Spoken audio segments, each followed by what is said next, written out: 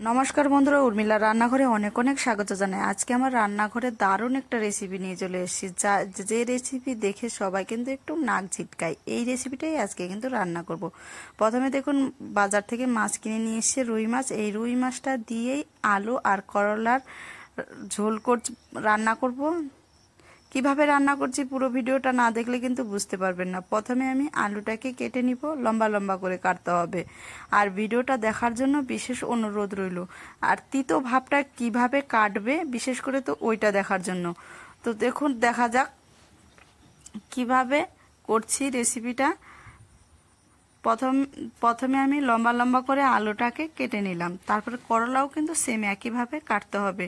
যেহেতু করলায় কিন্তু অনেক বীজ, আমি করলাটা বিচিটা ফেলে দিচ্ছি। আপনারা এখানে চাইলে নাও ফেলতে পারেন। তো দেখুন, এখানে করলা কেটে নিয়েছি লম্বা করে। তারপরে উনুনটা আমি জ্বালিয়ে দিয়েছি। জ্বালানোর পর কড়াই বসিয়ে দিলাম। কড়াইয়ের মধ্যে আমি দিয়ে দিব সরষের তেল। ভিডিওটা যদি ভালো লাগে আপনারা অবশ্যই আমার পাশে থাকবেন। এই দেখুন, তেলটা ততক্ষণ গরম হোক। আমি এইখানে লবণ আর হলুদ দিয়ে মাছটা কিন্তু বেশ করে মাখিয়ে নিব। এই রেসিপিটা যারা নাক ছিটকায় করলা দেখলে তাদের জন্য এই রেসিপিটা করানো হচ্ছে। মাছটা আমি সুন্দর করে মেখে নিয়েছি। এখন আমি সরষার তেলের মধ্যে দিয়ে দিব হালকা পরিমাণ একটু লবণ। লবণটা দিলাম কিসের জন্য বলুন তো? এইখানে মাছটা নিচে যেন না লেগে যায়, তার জন্য আমি লবণটা দিলাম। একটু তেলটা নেড়ে চেড়ে দিচ্ছি।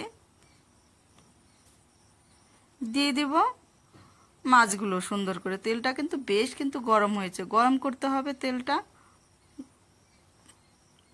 সম্পূর্ণ মাছ কিন্তু এইভাবে করে আমি দিয়ে দিলাম। দেওয়ার পর দেখুন এই পিসটা কত সুন্দর করে উঠছে আমার মাছটা। একটুকু কিন্তু লাগবে না। বাড়িতে কিন্তু আপনারাও এরকম ট্রাই করতে পারেন। নিচে কিন্তু মাছটা এইভাবে লেগে যাবে না। আশা করি ছোট্ট টিপস আপনাদের কাজে লাগবে। এই পিস ভাজি হয়ে গেছে। আমি আরেক পিস উল্টে দিয়ে মাছটাকে ভাজা করে আমি কিন্তু নামিয়ে ফেলবো।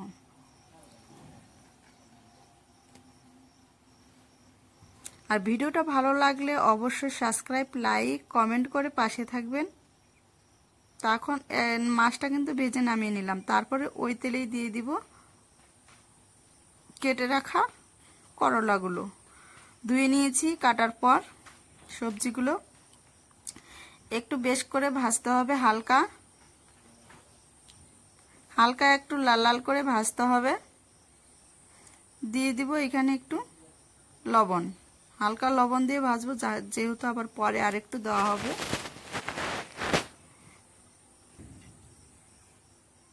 এইভাবে কিন্তু ভাজতে হবে।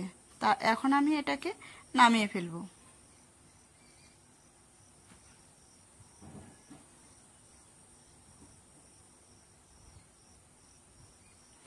নামিয়ে ফেলছি এইভাবে। তো আপনার মাছও ভাজি হয়ে গেল, করলাটাও ভাজি হয়ে গেল। এখন আমি ওই কড়াইয়ের মধ্যে দিয়ে দেবো আবারও সরষের তেল। এইখানে ফোড়নে নিচ্ছি আমি কালো জিরে। তারপর দেখুন কেটে রাখা আলুটাকে দিয়ে দিচ্ছি আমি। একবার হলেও ভিডিওটা দেখে আপনারা ট্রাই করে দেখবেন। এই রকম রেসিপি যদি বাড়িতে থাকে তাহলে কিন্তু কেউ আর নাক ছিটকাবে না। এরকম রেসিপি দেখে আপনারাও বাড়িতে ট্রাই করে দেখবেন, আর কিন্তু তিতো লাগবে না। তারপরে দিয়ে দিচ্ছি স্বাদ মতো লবণ। লবণটা দিয়ে আমি আবারও একটু নেড়ে চেড়ে দিব। নেড়ে চেড়ে দেওয়ার পর এইখানে দিয়ে দিচ্ছি কয়েকটা কাঁচা লঙ্কা ফাটানো। আপনারা এখানে চাইলে নাও দিতে পারেন, আমি একটু দিলাম ভালো লাগবে বলে। তারপর দিয়ে দিচ্ছি হলুদের গুঁড়ো।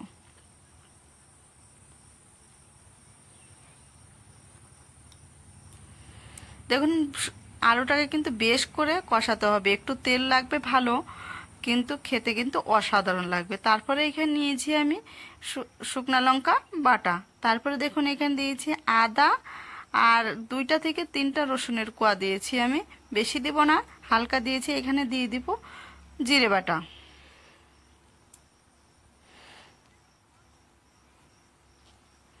দিয়ে একটু নেড়ে চেড়ে নিব। মশলাটা দেখুন যখন গায়ে গায়ে আসবে তখন আমি দিয়ে দিচ্ছি ভেজে রাখা করলাগুলো। এরকম করে নাড়তে থাকবো।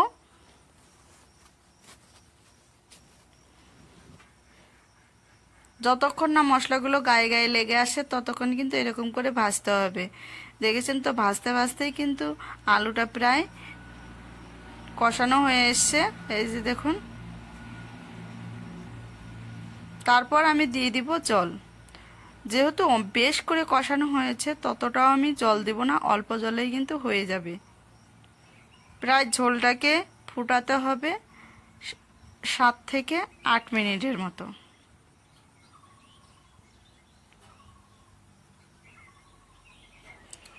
দেখুন আরেকটু নেড়ে চেড়ে দিব, ঝোলটা কিন্তু আমার ফুটে এসছে।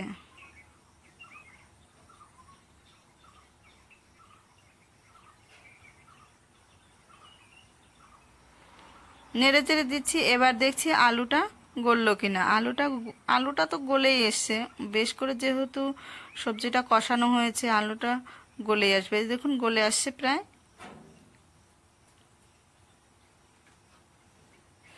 তারপর দিয়ে দিচ্ছি আমি ভেজে রাখা মাছগুলো দেখে না অনেক টাটকা ছিল। মাছ যদি টাটকা থাকে তরকারিও খেতে কিন্তু টেস্ট হয়। তো তারপরে দেখুন আমি দিয়ে দিলাম মাছগুলো, দিয়ে একটু নেড়ে চেড়ে দিব। আবার হালকা করে নাড়তে হবে, না তো আবার নিচে লেগে গেলে ভেঙে যাওয়ার সম্ভাবনা থাকে। এইখানে দিব আমি হচ্ছে ধনে বাটা। এখানে ধনেটাকে আমি ভেজে নিয়েছিলাম শুকনো খোলায়, দিয়ে দিব ধনে বাটা। কালারটা কিন্তু দারুণ এসছে, তাই না?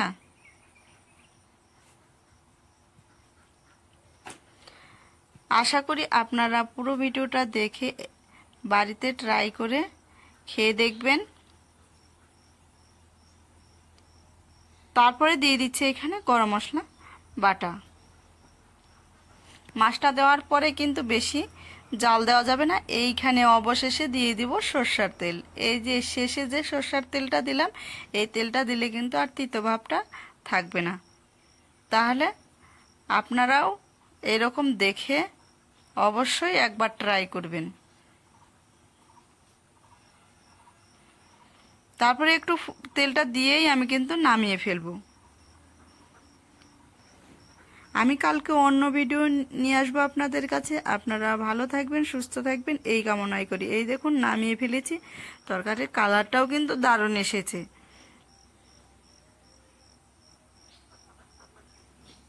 ভালো থাকবেন, সুস্থ থাকবেন। পুরো ভিডিওটা দেখার জন্য অনেক অনেক ধন্যবাদ।